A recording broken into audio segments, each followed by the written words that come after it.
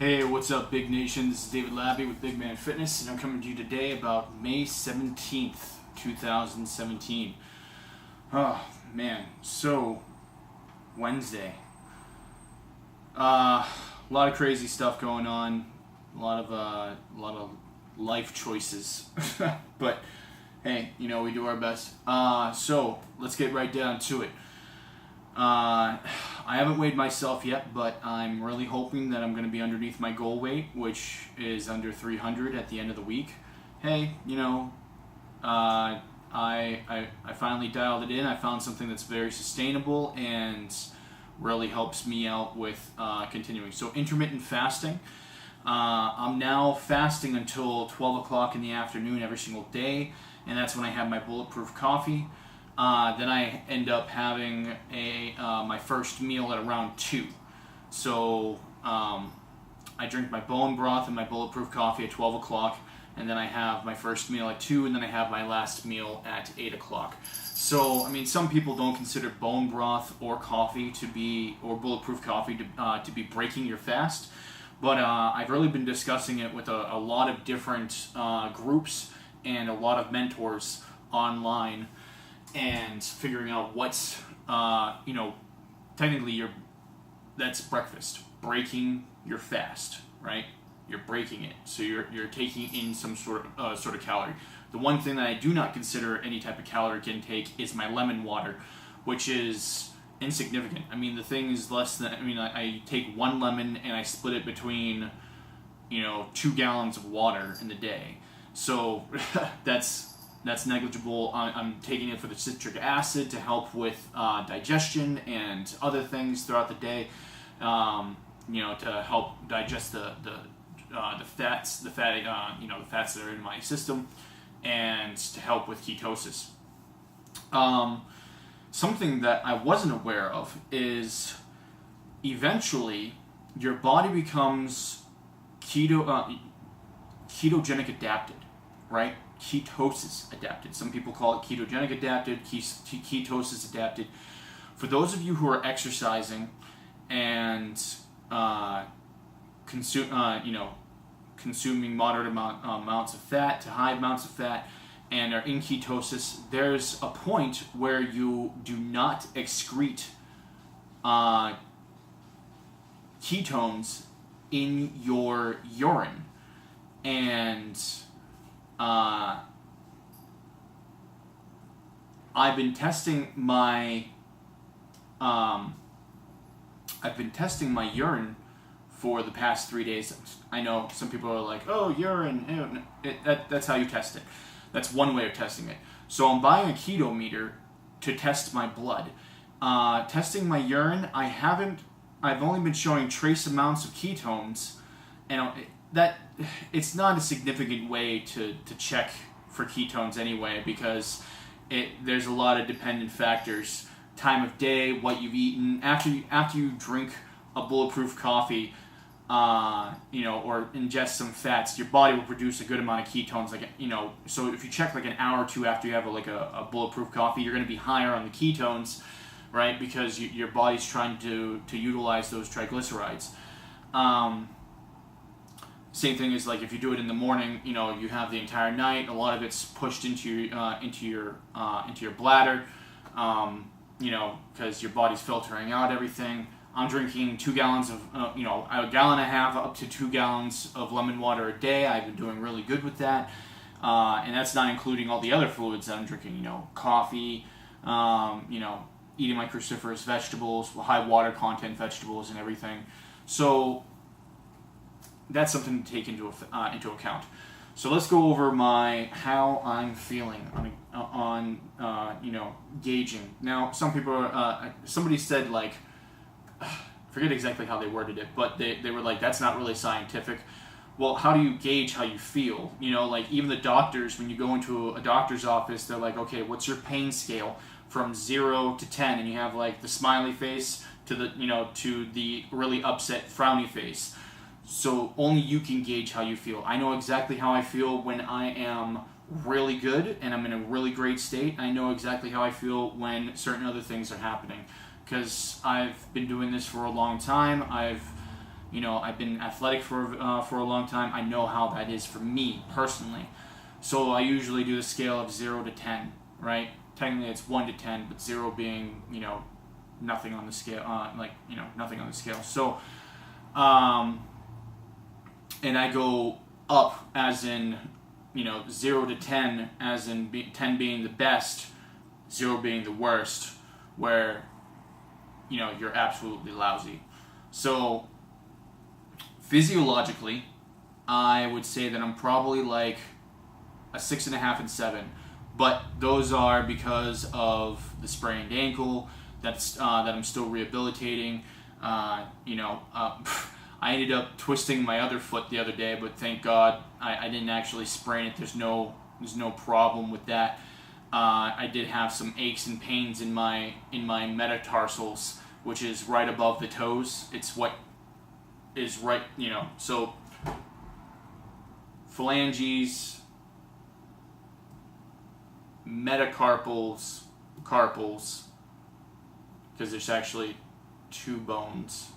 So yeah. Anyway, so on the foot it'd be your metatarsals, and I think I bruised it. I'm not sure, but it's not as bad as what it could have been. So I'm really happy about that. But then again, before I didn't even know I sprained my ankle. So, but I've been monitoring that, and also I've been going to the gym. Going to the gym has been fantastic, and getting a massage has been fantastic. I had to run around like a madman to do a bunch of stuff, and that was for family. So, but anyway, physiological, I'm fine. So 6.5 to 7. I'm not, because after working out and stuff, energy-wise, physiologically, I'm like maybe a 7 or 8. I don't want to give myself like a 10 because I am doing much better. I do feel great, but I know that there are other steps that I can take. As you progress, you feel better and better, and then you suddenly know what it feels like to be really good, to feel really great, and that's something to take into account as well. I found that doing my meditative breathing really helps me in my physiological state, my energy, and that helps me with my emotional and mental clarity, which is what I'm getting on to next. My emotional state, I've had some things going on with my family and stuff. I'm just going to be transparent. Life happens, guys, and you have to roll with the punches. You're going to have people that are going to try and deter you. You're going to have people that are going to ask you for their help. You have the people that are super needy in your lives.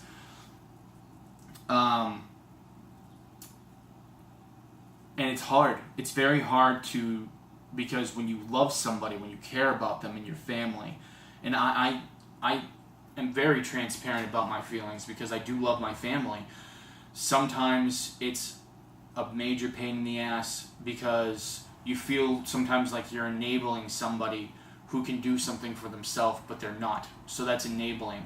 When they're more than capable of handling things themselves, or also being able to get help from elsewhere. I have a lot going on in my own life, and I shouldn't say nobody's helping me, because I do have a great support group.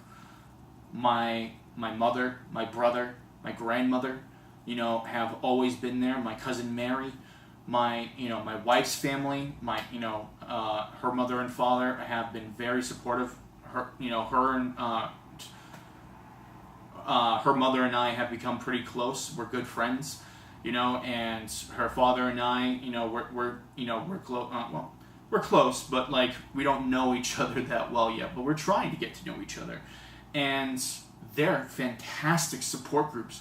My wife's sister is a great friend of mine, and I have my inner circle of friends, my brothers that I've grown up with, my biological brother, and all my other friends that I've been friends with since I was a little dude, since I've had them my entire life, and the loyalty between us is great. So my emotional support group and everything is fantastic. But then there are other people that try and draw from you because they take advantage of your kindness. And when you're trying to do things for yourself, when there's an emergency, of course, I will drop everything and run. I will go and I will help out. But then there are some people that make an emergency out of everything. They cry wolf all the time. They're the ones that are screaming that their leg's being chopped off when they have a scratch. They're the ones that, make a huge to-do about everything. And this is relevant, guys. Like, I really want you to understand this. Like, this is a huge part of your journey as well, because you have to be able to defend yourself mentally and emotionally against the people, the naysayers, not just the naysayers, because that's something that you should expect. You're going to get people that do not understand ketosis, do not understand bodybuilding. They will shame you. They will make you sound like a complete jackass, right? You have to put that in the past, because you're on a different journey. You're on a path for yourself and for the loved ones that you are trying to support, that are supporting you. I'm not doing this just for myself. I have a lot of primary reasons for me, but my main reason, my main goal, right, is to take care of my family. And I can't do that unless I take care of me. So that's what my weight loss journey and my athletic journey, my fitness journey, my health journey, this is a journey of health. Because all that ties in. I want to be functional. You can lose a ton of weight and be healthier. But I always recommend just exercising a little bit. Even if you did 10 or 5 exercises, 10 reps a day. 5 exercises, just push-ups, sit-ups, squats, and then two others of your choices. Usually I do bicep curls and shoulders. So that way, you have, or a back exercise, doing some sort of Superman laying down on the ground. But anyway, those things help you with your physicality and your functionality, keeping you functional. So my emotional health has been pretty good. It's been pretty good. I have had my ups and downs. I've been very stressed out about a lot of things. I've been stressed out about this, and I have to be transparent about that, because you guys deserve the truth.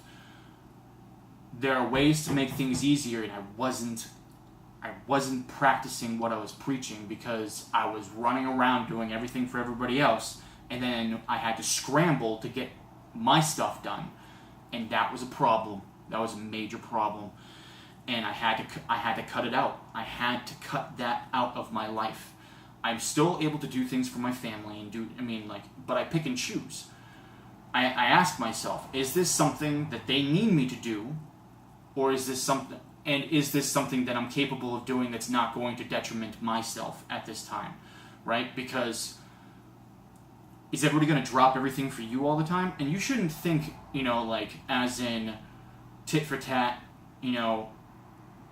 but there is an aspect of overextending yourself, and if you overextend yourself all the time, right, then you're not capable of taking care of your family.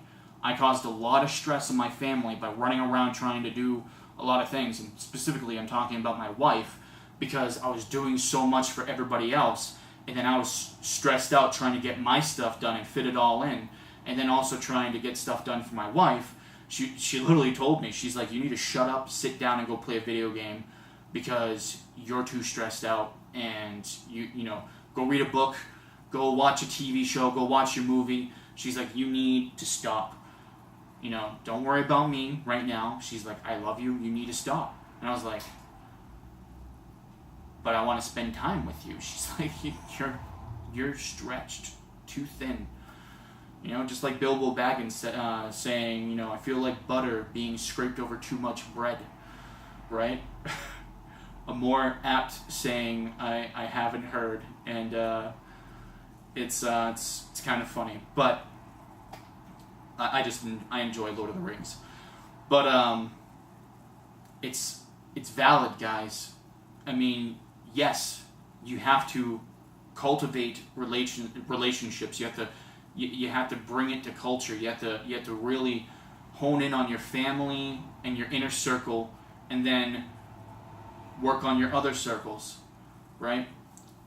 And I'm not here to dismay your philosophy in life or your values.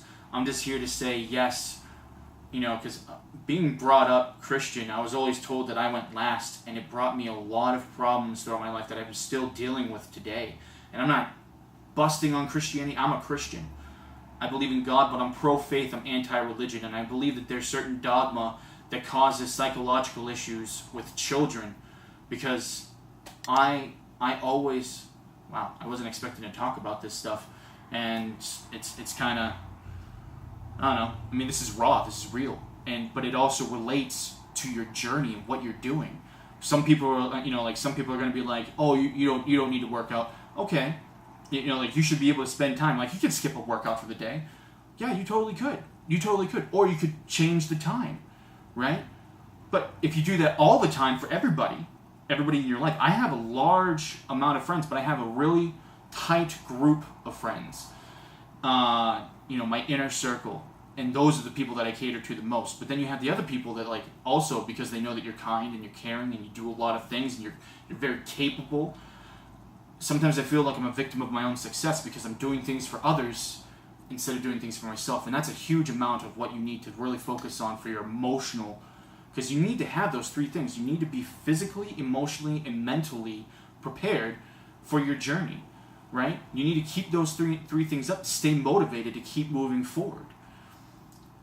And then, so I would have to say that, at my best, I was at like an 8 this week, maybe a 9, but for emotional aspects, because I was very happy and I've had a lot of successes.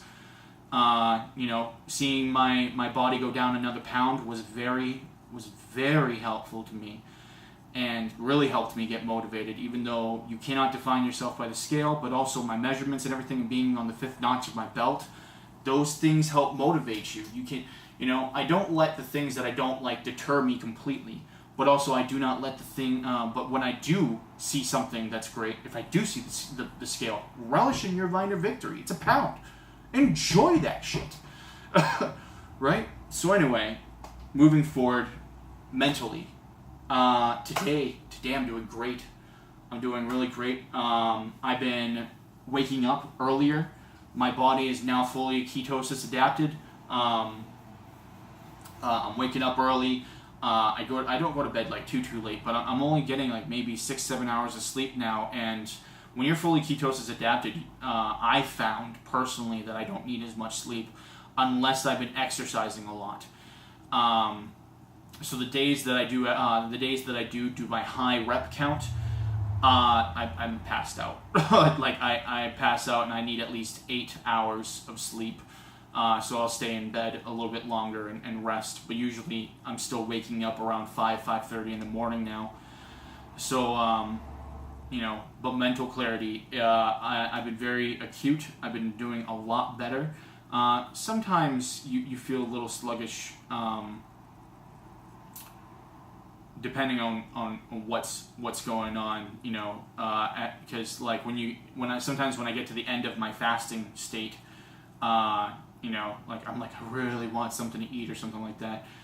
That doesn't happen too often now, though. It's becoming less and less. Now that I'm drinking, when I drink a lot more water, and I force myself to drink a lot more water, and I'm in that mental zone, getting yourself in the zone and keeping yourself in the zone is crucial to all this.